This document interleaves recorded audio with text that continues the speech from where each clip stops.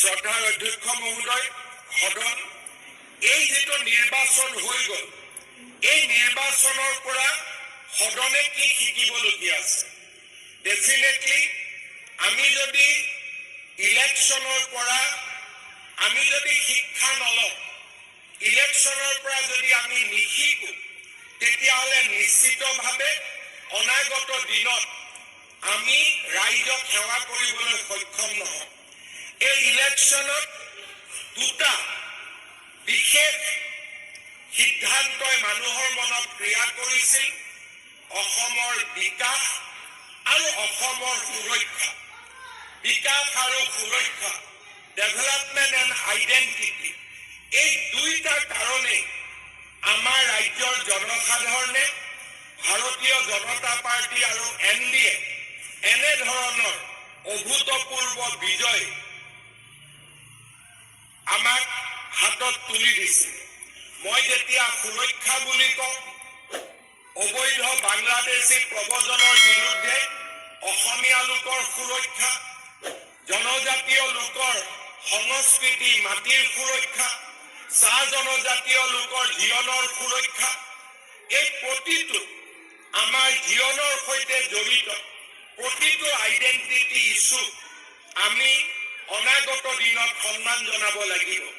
আমাৰ বিধানসভাই অসমত অবৈধ প্ৰব্ৰজনৰ পৰা আমি কেনেকৈ ৰক্ষা কৰিব পাৰোঁ, ইলিগেল ইমিগ্ৰেণ্টছ এক্সপালছন এক্ট, তাক ব্যৱহাৰ কৰি আমি কেনেকৈ অসমত থকা বাংলাদেশী চিটিজেনক আমি কেনেকৈ ঘূৰাই পঠাব পাৰোঁ আৰু অসমৰ কৃষ্টি সংস্কৃতি সুৰক্ষা আমি কেনেকৈ সুৰক্ষিত কৰিব পাৰোঁ, তাৰ বাবে অহা 5টা বছৰত আমি নিজকে আকৌ এবাৰ উৎসৰ্গা কৰিব লাগিব।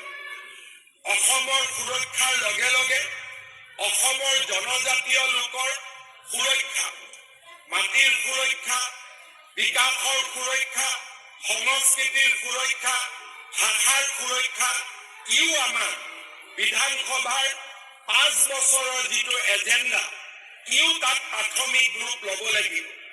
অসমৰ চাহ জনজাতি লোকৰ অৰ্থনৈতিক জীৱনৰ সুৰক্ষা, তেখেতসকলৰ সংস্কৃতিৰ সুৰক্ষা, তেখেতসকলৰ বিকাশৰ অধিকাৰ, ইও 5টা বছৰত আমাৰ বিধানসভাৰ এক মূল এজেণ্ডা নিশ্চিতভাৱে হ'ব লাগিব।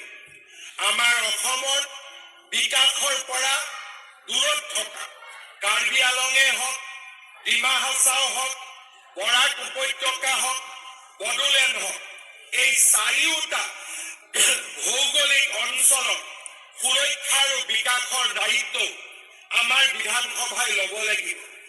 এই বিধানসভাতে চৰৰ মাটি মাতব্বৰৰ পৰা কাঢ়ি আনি কেনেকৈ আমি সাধাৰণ লোকক হস্তান্তৰ কৰিব পাৰোঁ, তাৰো নিশ্চিতভাৱে ৰূপৰেখা আৰু পৰিকল্পনা আমি নিৰ্মাণ কৰিব লাগিব। চৰত বা বিভিন্ন অঞ্চলত অবৈধভাৱে যিসকলে ভূমিহীন নোহোৱা স্বত্তেও অবৈধভাৱে যি লাখ লাখ বিঘা মাটি দখল কৰি আমাৰ ৰাজ্যৰ উন্নয়নত বাধাৰ সৃষ্টি কৰিছে, তেনে লোকসকলকো আমি সেই ধৰণৰ মাটিৰ পৰা উচ্ছেদ কৰি এই মাটি আৰু ভূমি অসমৰ বিকাশৰ কামত আমি নিশ্চিতভাৱে ব্যৱহাৰ কৰিব লাগিব। যুৱ সমাজৰ সুৰক্ষা, মহিলাৰ সুৰক্ষা আমাৰ প্ৰাথমিক দায়িত্ব হ'ব লাগিব। আমি যেতিয়া নিৰ্বাচনত আছিলোঁ, ৰাইজক আমি প্ৰতিশ্ৰুতি দিছিলোঁ যে আমি 2 লাখ যুৱক যুৱতীক আমি কৰ্ম সংস্থাপন দিম।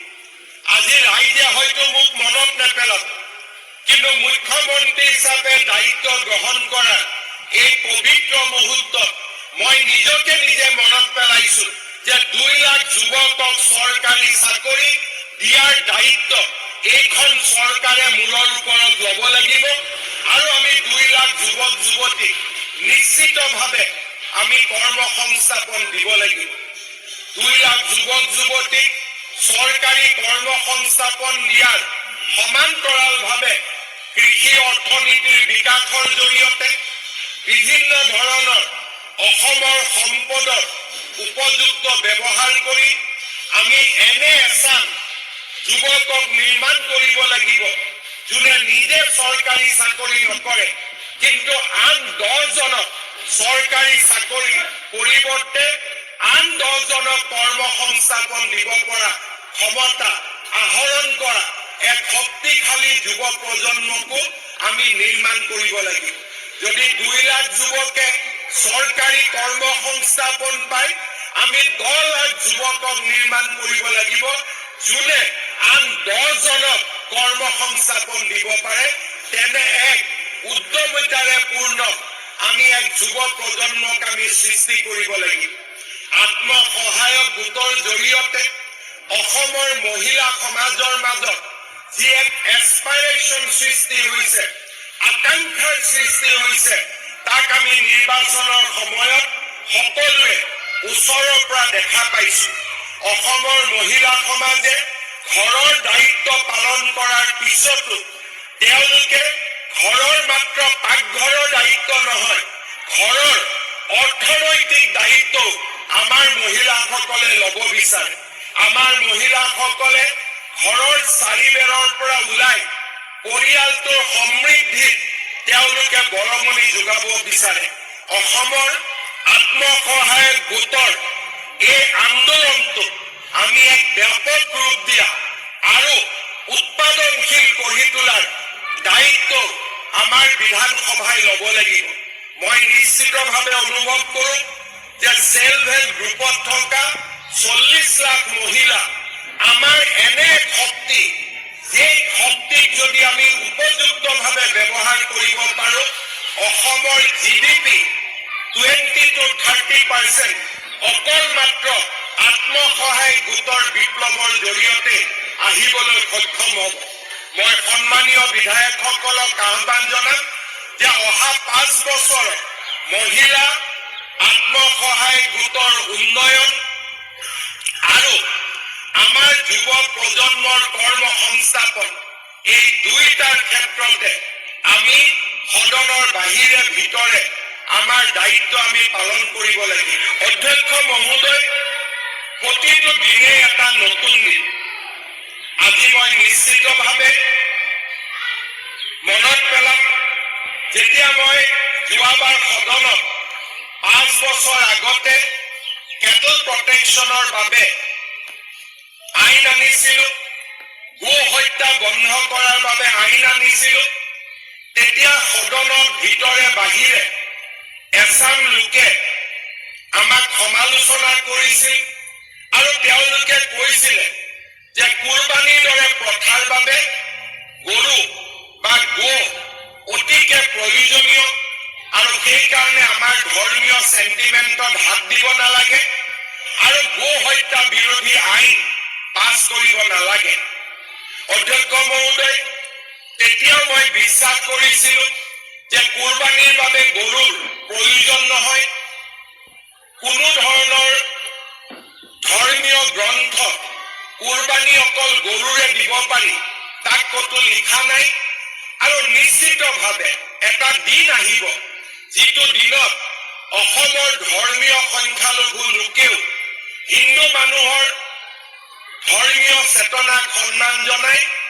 গৰুক কুৰবানী দিয়াৰ পৰা বিৰত থাকিব মোৰ আশা আছিলে এনেকুৱা সময়ো আছিলে যে ধুবুৰীৰ দৰে চহৰত কুৰবানী দিয়াৰ পিছত হোৱা ঘটনাই হিংসাত্মক ঘটনাৰ ৰূপ লৈছিলে কিন্তু অধ্যক্ষ মহোদয় মই আজি সদনত অত্যন্ত গৌৰৱেৰে সৈতে ক'ব বিচাৰো যে সময় আৰু সমাজৰ পৰিৱৰ্তনৰ লগে লগে হিন্দু ধৰ্মৰ ধৰ্মীয় চেতনাক সন্মান জনাই এইবাৰ অসমৰ প্ৰায়বোৰ মুছলমান সম্প্ৰদায়ৰ ৰাইজে গৰুক কুৰবানী হিচাপে আগনবঢ়াবলৈ সিদ্ধান্ত গ্ৰহণ কৰিছে যি নিশ্চিতভাৱে আমাৰ ৰাজ্যৰ সমন্বয়ৰ বাবে এটা অত্যন্ত শুভ ইংগিত মই আজিৰ এই পবিত্ৰ সদনৰ মঞ্চৰ পৰাই সেইসমূহ সমাজলৈ ধন্যবাদ আৰু কৃতজ্ঞতা জ্ঞাপন কৰিম যিসকল সমাজে অত্যন্ত স্ব ইচ্ছাৰে সৈতে এইবাৰ তেওঁলোকে সিদ্ধান্ত লৈছে যে আমি গৰুক কুৰবানী হিচাপে আগ নবঢ়াওঁ। স্বাস্থ্যৰ ক্ষেত্ৰত আজি অসম এক নতুন দিগন্তলৈ গতি কৰিছে। অসমে এনেকুৱা এখন ৰাজ্য যিখন ৰাজ্যত প্ৰতিখন জিলাতে মেডিকেল কলেজ স্থাপনৰ সিদ্ধান্ত লোৱা হৈছে, কাৰ্যকৰী কৰা হৈছে আৰু আজি অসমত 14খন মেডিকেল কলেজ নিৰ্মাণ হৈছে আৰু 25খন মেডিকেল কলেজ অৰ্থাৎ আৰু 11খন মেডিকেল কলেজ নিৰ্মাণৰত হৈ আছে। আজিৰ সদনত মই আকৌ এবাৰ দোহাৰিব খোজো যে প্ৰতিখন জিলাতে মেডিকেল কলেজৰ এই শৃংখলা অহা 5টা বছৰত আমি গোৱালপাৰা, বজালী, হোজাই আৰু হাইলাকান্দিকো সামৰি ল'ব লাগিব, যাতে অসমৰ প্ৰতিখন জিলাতে মেডিকেল কলেজ থকাৰ এক বিৰল সৌভাগ্য অসমৰ জনতাই লাভ কৰিব পাৰে। অধ্যক্ষ মহোদয়, নিৰ্বাচনৰ সময়ত আমি প্ৰতিশ্ৰুতি দিছিলো স্বাস্থ্য আৰু শিক্ষাৰ মানদণ্ড উন্নত কৰিবলৈ এখন জিলাত এখন ইঞ্জিনিয়াৰিং কলেজ থাকিব, এখন মেডিকেল কলেজ থাকিব আৰু এখন বিশ্ববিদ্যালয় থাকিব।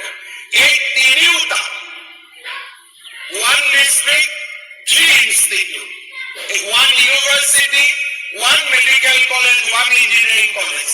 পাৰিলে তাত এখন BSc নাৰ্ছিং কলেজ। এই স্বপ্ন বাস্তৱত ৰূপায়িত কৰাৰ দিশত আমি নিশ্চিতভাৱে আগবাঢ়িব লাগিব। অসমৰ চৰকাৰী শিক্ষাৰ মাধ্যমক শক্তিশালী কৰি তোলা আৰু প্ৰতিখন বিদ্যালয় এটা আধুনিক পৰিকাঠামো দিয়া কল্পনা আমাৰ মাজত থাকিব লাগিব। অসমৰ যুৱ প্ৰজন্মক স্কিল এডুকেশ্যন দিয়াৰ বাবে আমি লোৱা প্ৰচেষ্টা আমি আৰু অধিক ত্বৰান্বিত কৰিব লাগিব।